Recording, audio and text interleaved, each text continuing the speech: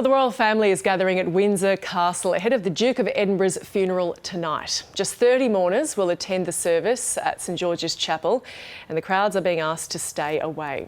Europe correspondent Nick Dole joins us now from Windsor. Nick, the crowds are, it seems, listening to those requests to stay away.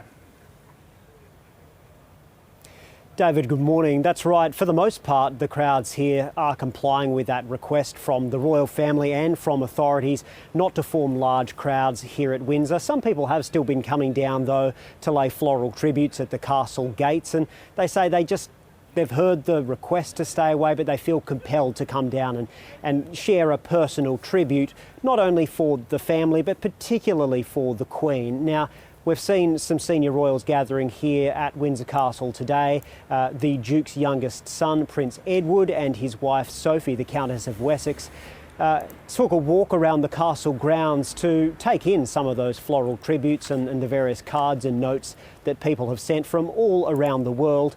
And we're told that Prince Harry is also in the Windsor estate area. He flew in earlier in the week and has been self-isolating. He will have had to have tested negative to COVID-19 if he is going to take part in the ceremony. We do know that he'll be walking in the procession near his brother William, but they won't be directly next to each other. They'll be separated by a cousin, Peter Phillips. Now, Buckingham Palace isn't saying whether or not that was a deliberate decision, but a spokesman does say that the Queen has personally looked at these arrangements and she has personally approved them. And Nick, we've seen these extraordinary pictures of the Duke's hand in preparing his own funeral arrangement, that Land Rover hearse that has been in the making for a decade or more.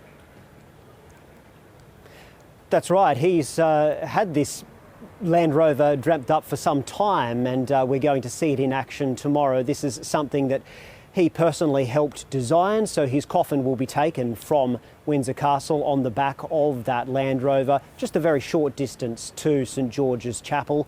This is still going to be a large event in terms of its military involvement. There'll still be a major military flavour to it, but it's not going to look anything like the big funerals that have been given for senior royals in previous years, and that's because the Duke didn't want that. He wanted a scaled back event, and COVID has meant that it's had to be scaled back even further. So just 30 mourners, they'll all have to be socially distant. Everyone will need to wear masks, including the Queen herself.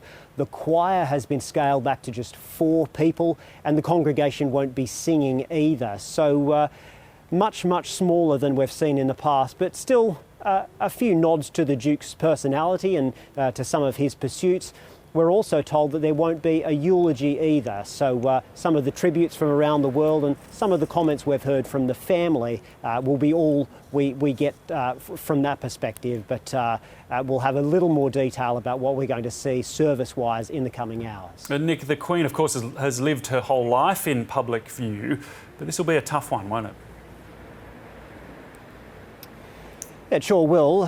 Not only is she the monarch and the head of state, the head of the Commonwealth, but tomorrow primarily she will be a mother and a wife, and she will be grieving in full public view. The palace has just released a new image of the Queen and the Duke. This was taken back in 2003. This is a personal favourite of the Queen that she has asked to be shared with the public. This was taken near Balmoral, where they used to enjoy picnics and walks together. So a very difficult day for her. Justin Welby, who is the Archbishop of Canterbury, who will be here at the service, he said that he thinks the Queen will show extraordinary courage and strength, but he does say it will be a very difficult day for her as she mourns her husband of 73 years, a man who she says has been an extraordinary source of support for her throughout her reign. Nick Dole in Windsor, thanks so much for that.